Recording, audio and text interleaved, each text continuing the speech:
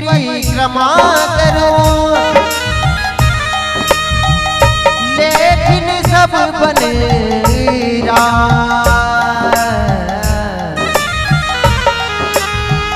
सब धरती का गजी करूं, पर गुरु गुण लिखा न जाए प्यारे, गुरु गुण लिखा न जाए। सारे तीर्थ धाम आपके चरणों में, चरणों में। हे गुरुदेव प्रणाम आपके चरणों में, चरणों में। सारे तीर्थ धाम आपके चरणों में, चरणों में। हे गुरुदेव प्रणाम आपके चरणों में। बोलिए परम पूज्य गुरुदेव महाराज की। जय हो। श्री राधे।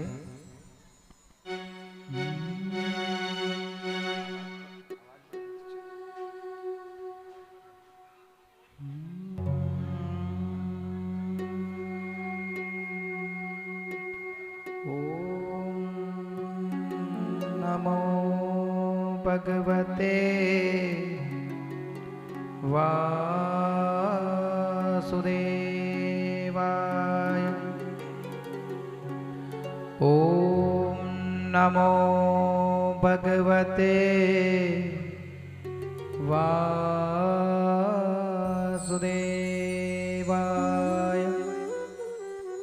ओम नमो भगवते वासुदेवाय।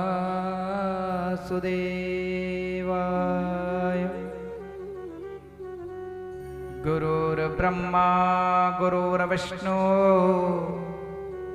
गुरुर्देवो महेश्वरा। गुरुर्साक्षात् परब्रह्म तस्मै श्री गुरवे नमः। गजानन्दभूतगणादिसेवितं कपितजम्बो फलचारुभक्षणम् उमादं सौगविनाशकारकं नमामि विघ्नेश्वरपादपङ्कजम्। बुद्धिहीन तनु जानिके सुमिरो पवन कुमार। बल बुद्धि विद्या देव मोर हरहु कलेश विकार। या देवी सर्वभूतेषु बुद्धिरूपेण संस्थिता। नमस्तस्यै नमस्तस्यै नमस्तस्यै नमो नमः। सच्चिदानन्दरूपाय विश्वोपत्यादहेतवे तापत्रय विनाशाय श्रीकृष्णाय वयं नमः। व्यासाय व्यासरूपाय व्यासरूपाय नमो नमः। राधावल्लभकृष्णाय गोविंदाय नमो नमः। सब दरबाजन छोड़ के आयो मैं तेरे द्वार। हे प्रसुभानु की लाडली निक मेरी ओर निहार। हे प्रसुभानु की लाडली निक मेरी ओर निहार। बोलिए वृंदावन बिहारी लाल की। गजानंद महाराज की जय हो। राधा रानी सरकार की जय हो। वृषभानु दुलारी की जय हो। महाकालेश्वर भगवान की जय हो। हरसिद्धि महारानी की जय हो। नमः पार्वती पते हर हर महादेव। जय जय श्री राधे। जय जय श्री राधे।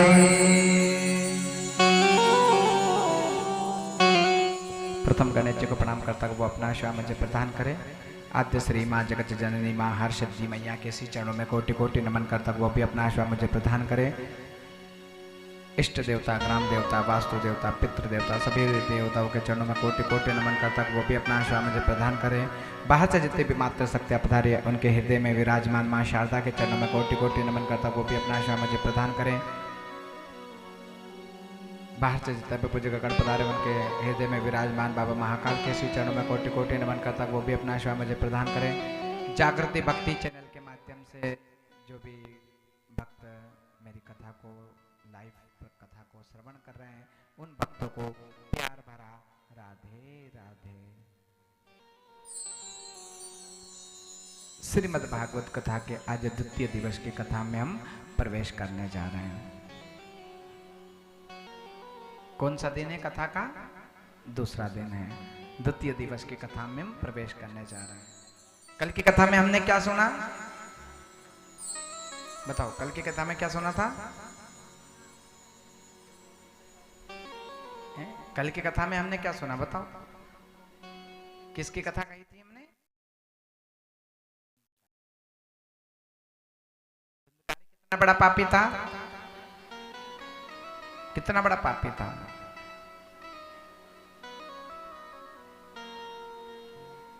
जो स्वयं अपनी मां का मंगलसूत्र तोड़ करके वेश्याओं को दे दिया। इतना बड़ा पापी कौन? धंधकारी। इतना बड़ा पापी, इतना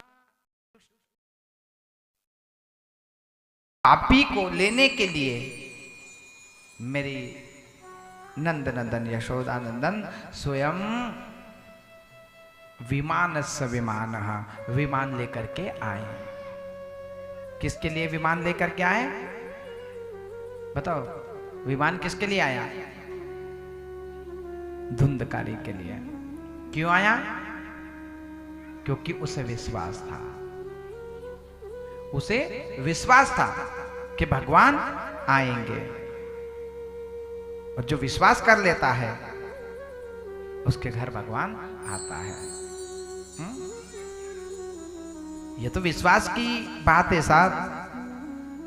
ये ज्ञान गंगा है, ये भागवत कथा है, ये भव से पार करने वाली है। यहाँ से कितने ही अधोगति में पितृ रह जाएं उनको भी मोक्ष दिलाने वाली ज्ञान गंगा है। मानो तो मैं मां हूं वरना बहता पानी। मानो तो गंगा हूं यानी कि बहता पानी। गंगा पे जाकर के देखना है। लेकिन गंगा में जो लोग रहते हैं, मतलब आप उज्जैन में रहते हैं, रोज शिप्रा में स्नान करते हैं? क्यों? क्यों? क्योंकि शिप्रा हमारी है। और लेकिन बाहर से लोग आकर के शिप्रा में स्नान करते हैं। अभी अमावस के दिन स्नान करके देखो, कितना अमावस के दिन कितने लोग आए। कितने लोग आए? क्यों आए? क्योंकि जिनके शरीर में देवता आते हैं, जिनकी अधोगति हो जाती है, जहां मोक्षदायी, और मोक्षदायी कौन है? वो शिप्रा है। ये मोक्षदायी चार स्थान है: अयोध्या, मथुरा, माया, काशी, कांची, अवंतिका। और सबसे बड़ा तीर्थ अगर बताया है तो अवंतिका है। अवंतिका यानी उज्जैन, जहां मेरा कृष्ण पढ़ने के लिए आया, मेरा राम पढ़ने के लिए आया। जिस कन्हैया भी, जिसकी हम कथा कहते हैं, वो स्वयं पढ़ने के लिए आया आश्रम में। कौन से आश्रम में? कन्हैया जी कौन से आश्रम में पढ़ने के लिए आए बताओ?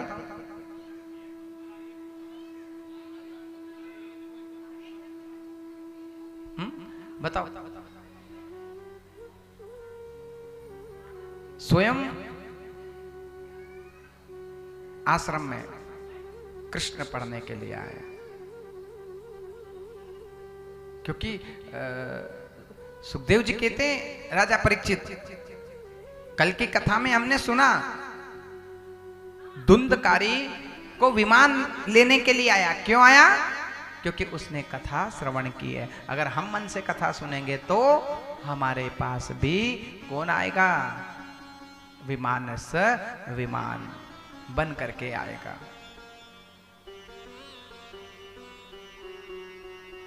जिसकी हम कथा कहते हैं, वो स्वयं महाकाल की नगरी में पढ़ने के लिए आया है। कौन से आश्रम में आया? राम जी कौन से आश्रम में पढ़े हैं? यहीं उज्जैन में रामानुज कोट जिसको कहते हैं, राम जी वहां पढ़ने के लिए आए। रामानुज कोट जहां दत्तात्रेय भगवान का जन्म हुआ, दत्त अखाड़ा। यहां तो हर मंदिर सिद्ध है, यहाँ की तो हर मंत्र सिद्ध है। यहाँ की ये तो हर भूमि, ये तपोभूमि है साहब। और इस तपोभूमि पे मुझे कथा करने का भाग्य सौभाग्य मिल रहा है, कितनी बड़ी बात है। और एक कथा नहीं, लगातार आज ये चौथी कथा हो गई है। मेरे बाबा महाकाल ने कोई तो कृपा की होगी, मेरे बाबा ने कोई तो कृपा की होगी। और ये शुक करणी, ये दुख हरणी, आज स्वयं कृष्ण पढ़ने के लिए आए आश्रम में। जिन्हों स्वयं कृष्ण ने गुरु बनाया। गुरु कौन कौन ने बनाए बताओ? आपने गुरु दीक्षा किसने ली है बताओ?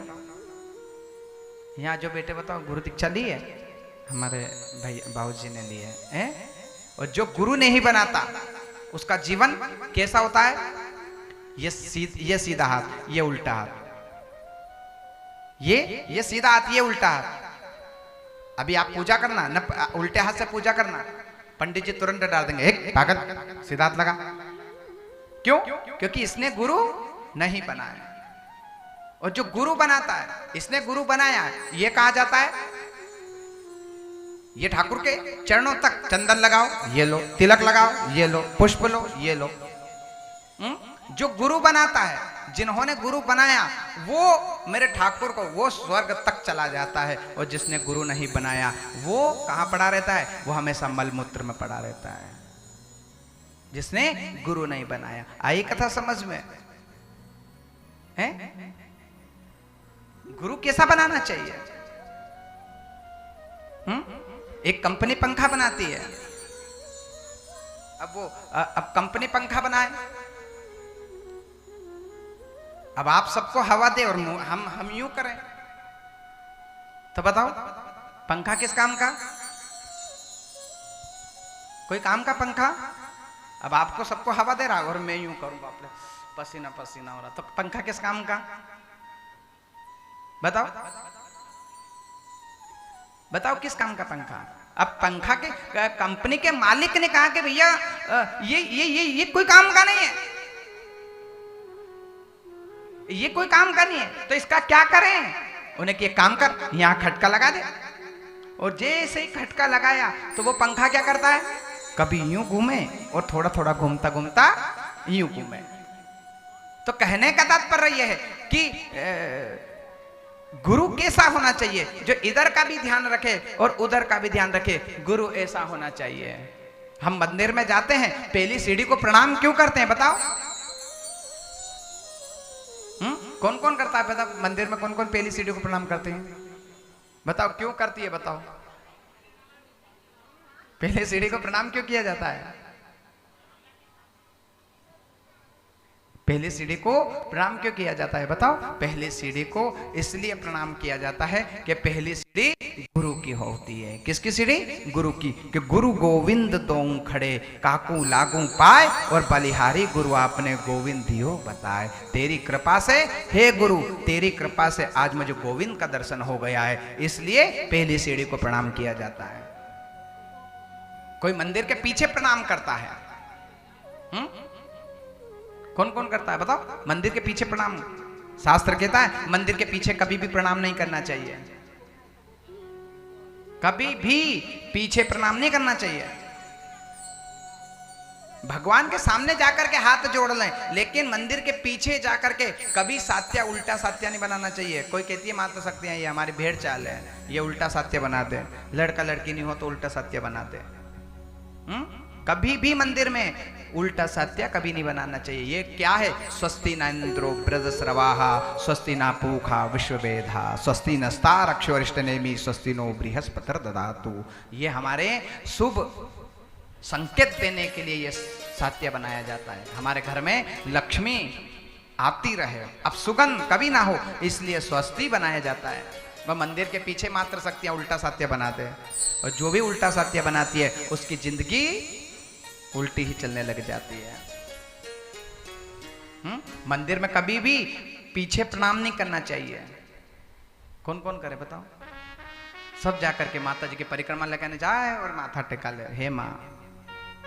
क्यों? क्योंकि गीता कह रही है छाती में दया, विराट रूप बताया भगवान का, छाती में दया और पीठ में अधर्म, अधर्म का नाश हो। भगवान के पीछे किसका वास होता है? अधर्म का। इसलिए अधर्म को प्रणाम कभी नहीं करना चाहिए। और हम हर वक्त सामने जाते हैं और अधर्म को प्रणाम करते हैं, अधर्म का नाश हो, प्राणियों में सद्भावना हो। ये हमारा सनातन धर्म है। उस श्रीमद् भागवत कथा की विधि बताई है कि विधि किस प्रकार से भागवत कथा करना चाहिए। अच्छे से ब्राह्मणों को बुलाएं जो विस्तार से आपको कथा सुनाए, विस्तार से आपको कथा सुनाए। व्यर्थ की बात ना करें, व्यर्थ की बात ना करें और विस्तार से आपको कथा सुनाए और अच्छे से अच्छे कीर्तन और अच्छी से अच्छी कथा को समझा सके, ऐसे ब्राह्मण को बुला करके कथा करवाना चाहिए जो कथा की महत्व को समझा सके।